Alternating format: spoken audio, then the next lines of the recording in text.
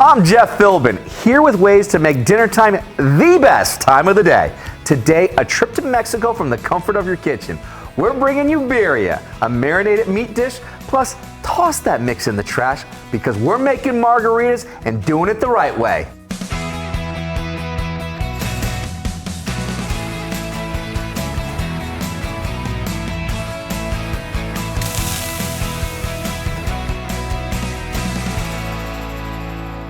Joining me back in the Dinner DeeAs kitchen is Chef Eric Youngs, aka the Voodoo Chef. My friend, good to see you again, buddy. What's up, brother? How you been, man? It's great. It's great. Today, he's sharing how to make birria, a Mexican meat stew dating back to the time of the conquistadors, updated in Tijuana as the quesadilla, a taco with cheese, the birria, and the consomme. And it sounds like, because I'm hearing it, we're already starting with searing some of our beef. We're already starting. So we got our chuck roast, and it's kind of a fatty roast, and that's why we need to put it in the liquid and let it stew or braise, whichever method you're going to go with. So we already had some that we seared before going into it.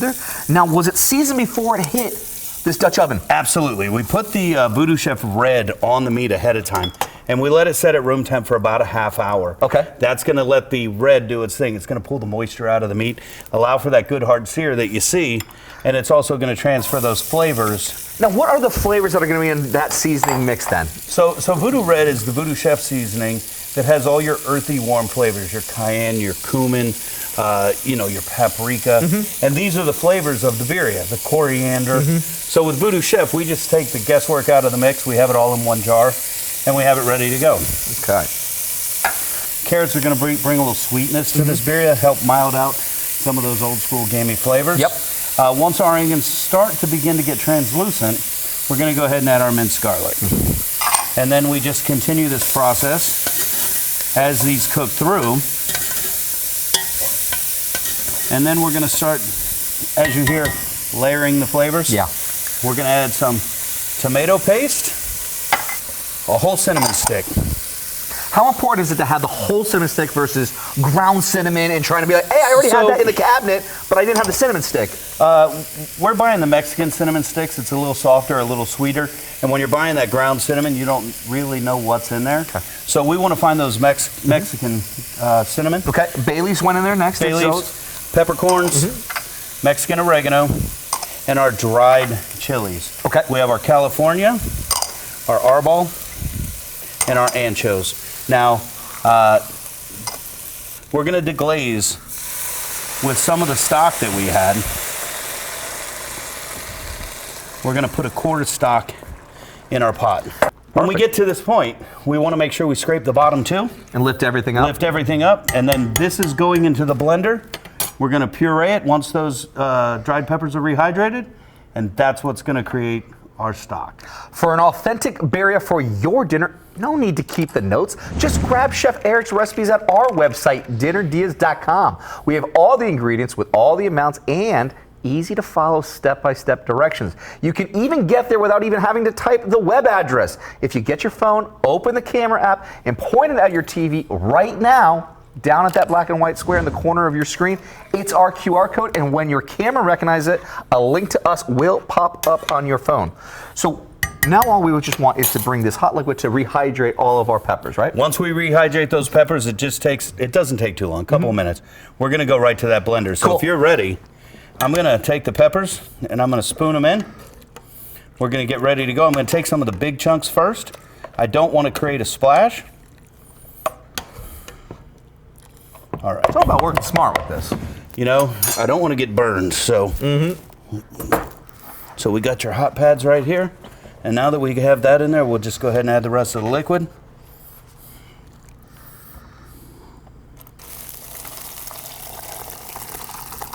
Look at that. Oh yeah. All right, now we're gonna come over here. This is what makes birria.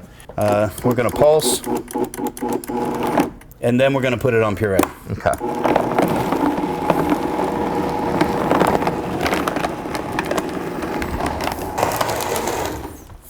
I'm gonna go ahead and put the meat back in before we break that down. Okay. And now it's real simple. We're gonna add the start of our consommé. Wow, and that smell right now, like that just kind of just hits everything. And then you have some beef stock to your left. We're just going to go ahead and top this off. And it says 3 quarts, but we just want to make sure we fully cover the meat. So get that filled up, and then some people take this, they lit it, and they braise it in the oven. If you're doing that, I'm going to tell you about 3 hours at 300 degrees. Okay. I like to keep it on the stove top. I do a stew. And the reason I do that, I'll forget it if it's in the oven because I'm doing 80 other things. Okay. So I'm going to stew it on stovetop, and we're going to cook it until it hits the shred point. Okay. All right. And then we're ready to build tacos. I love it because our beefy birria is going to bubble away. So we're going to take a break. And when we come back, does this look like a guy who knows how to make a mean margarita? I think we know the answer. Chef Eric shares his mixology methods ahead on Dinner Diaz.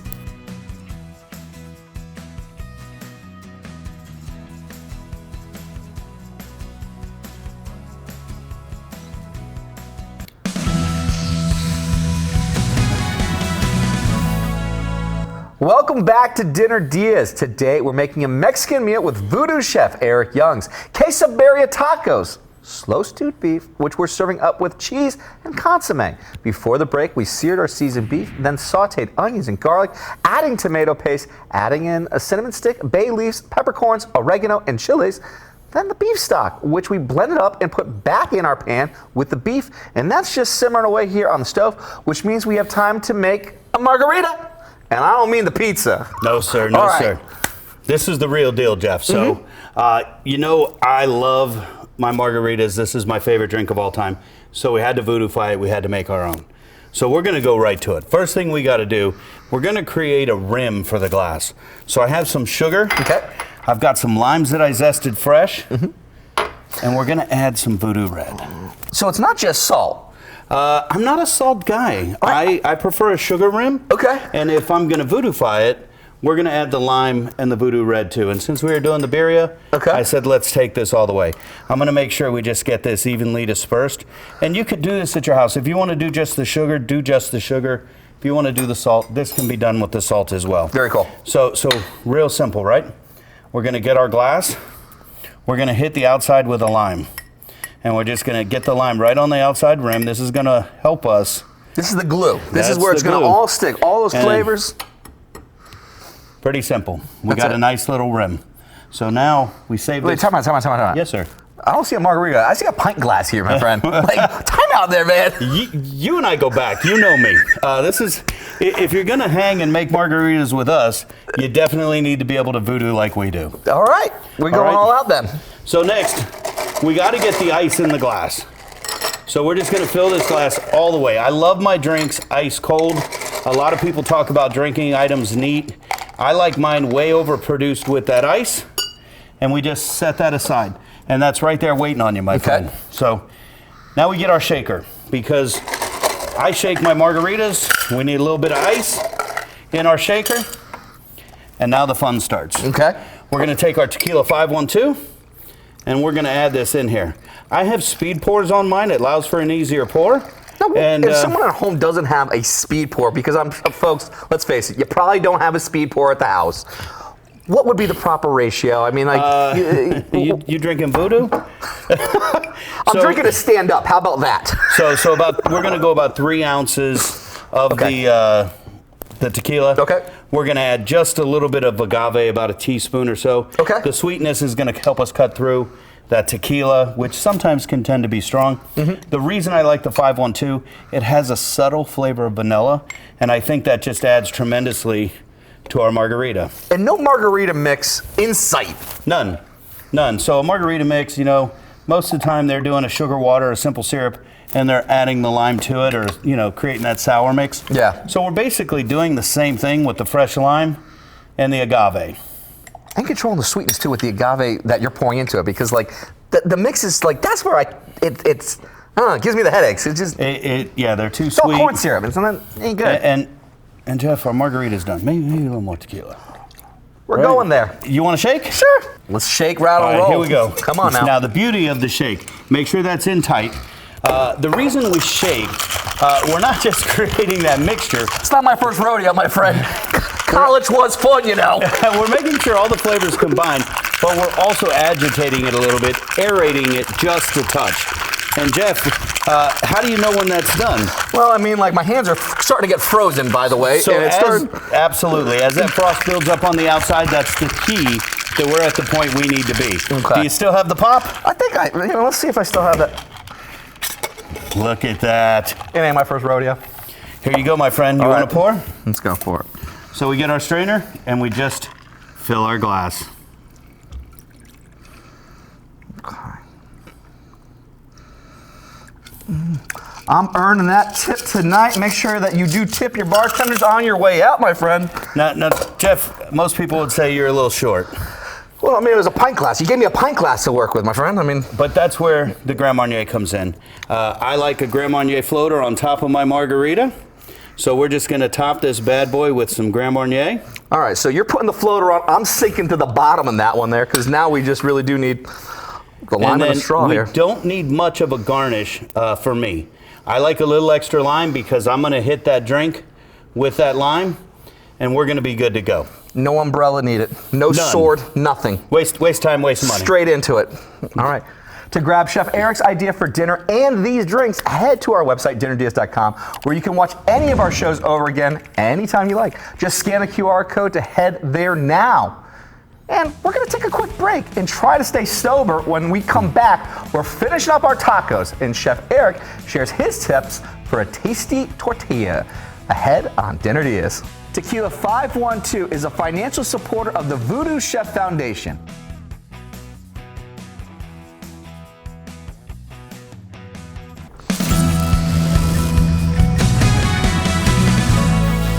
Welcome back to Dinner Diaz. We've been blessed with a return visit from Voodoo Chef Eric Youngs. He's been sharing how to make a beef-based Mexican meal, queso birria tacos, which we'll be finishing up in a moment.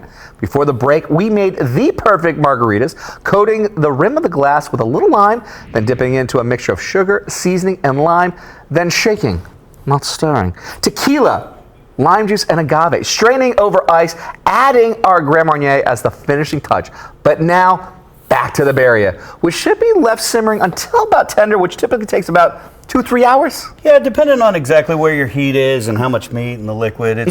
It's all variables. But what we did, we have some pulled out. So, you know, there's multiple steps to what we're doing, and we wanted to make sure that we were able to show you both the stew and the taco. Because this is not one that you want to shortchange yourself. You want to like actually devote the day and get into these flavors. Absolutely, Okay. absolutely. And Birria was originated as a stew. It was a holiday dish, and this is what it looks like. And look at the meat coming out of that, Jeff. So good.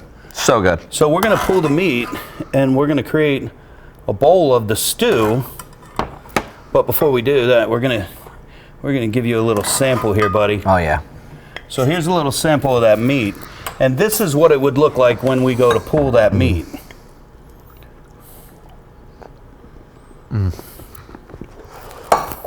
Oh, that's good.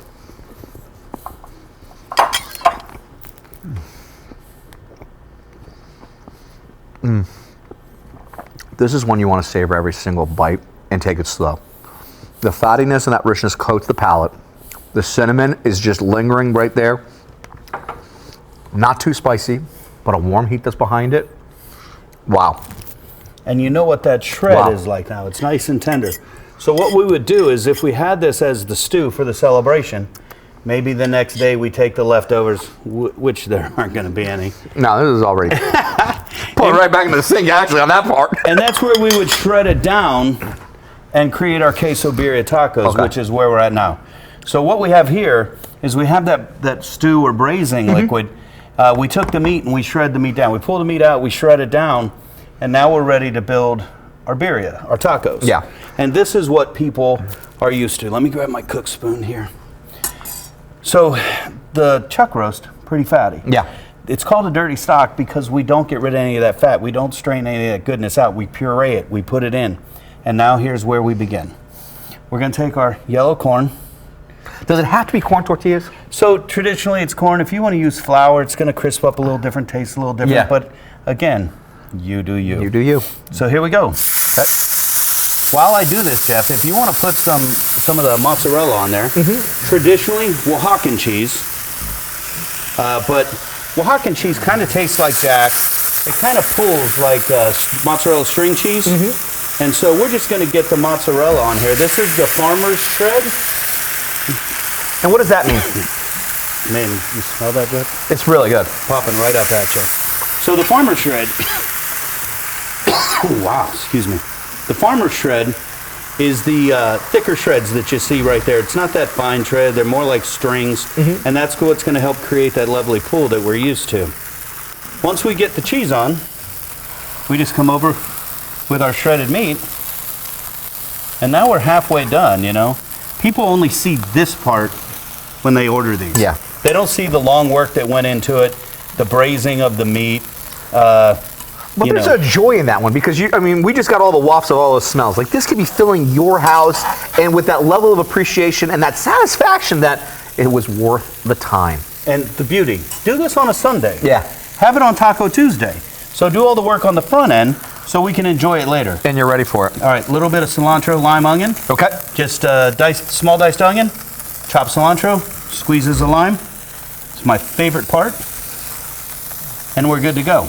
To grab the recipes for these queso birria tacos and to fix yourself a mean margarita, Chef Eric's got everything you need over at dinnerdeas.com. Just scan the QR code down there to find your way to us. All right, buddy, here we go. Fold them in half, and you hear all that juice coming out? Oh, yeah. That's what's going to help create that nice crisp crust, and it's voodoo. These aren't those paper-thin queso birrias. As you can tell, overproduced, extra love, and now we just let them crisp. I love it. I love it.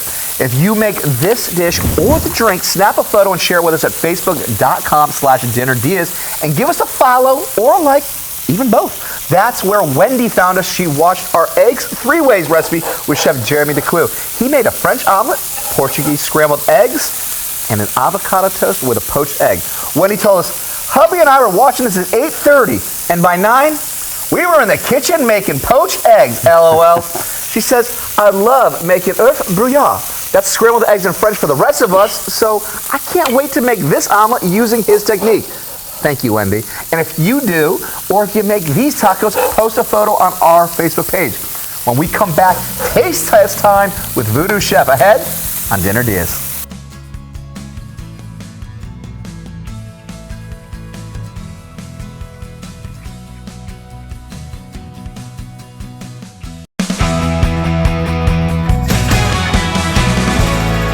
Welcome back to Dinner Diaz. We've been talking tacos today with Voodoo Chef Eric Youngs. Queso birria tacos, to be precise, which we made from scratch with a little help from some of his voodoo seasonings. Plus, we made margaritas, minus the mix, doing it the right way, following Chef Eric's tried and true and tested recipe, which I think we got to start right there. Oh, yeah, here we go. I forgot I had one too. Cheers to this. Oh, wow. Very nice. Very nice. The balance. But you know, the real true of the star on this one here, it doesn't have the mix. Right. You know, like I feel like I can be good to a degree. I mean, come on now, let's face it, right? But it's in moderation. It's not going to give me a headache because all the, excess fructose syrup that's coming in, agave, shines. I love it. But what really is shining right here is the reflection of this whole stew over here, because I'm seeing all of that. Dude, I got to get right into this bad boy first. And of course, we don't pull the fat off. We leave it there because as you're going through, it's going to be just such amazing flavor. And you can't eat too much because of its richness. So you're getting the taste of that broth, that dirty consomme, if you will. Wow. I wanted to get into that first to coat the palate because the cinnamon, the chilies, the tomato paste being that depth behind it all. Dude. This is just going to be out of this world. And you and I were talking earlier, that fat helps it stick and coat, which lends to that flavor carryover. It's like it's just loading my whole palate right now to say, we got to go right in because it's taco time. Taco time. Wow.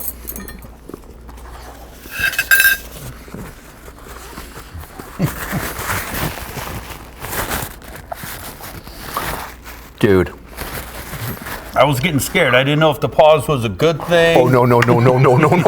I wanted to savor every little bit of that. Because having a protein that can lend itself and cook down, Right. Upwards of 4 hours, taking on layers of flavor, it's all there.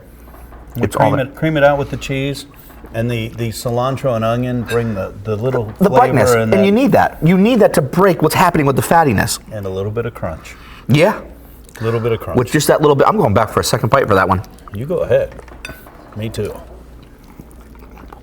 Now, because we gave the love to that tortilla, though, how does that compare for you? If it didn't have all of those flavors, would it be the same? I don't think so. I mean, I love carne asada tacos. I love shrimp tacos, and where they double layer the corn tortilla and it's just warmed. But when you run it through the dirty consomme, the fat, it helps give it even more flavor. This just lifts it just a little more because fat is flavor, and when you add it together, it's just super yummy. Oh, absolutely. You just want to keep going back for more because I'm going back for more. You should be going back for more because, my friend, thank you so much for being here. Thanks again to Chef Eric Youngs. Find a link to his seasonings and his Voodoo Chef Foundation, plus all the recipes for everything we made today at dinnerdias.com. I'm Jeff Philbin. Thanks for watching, and see you next time with more Dinner Dias.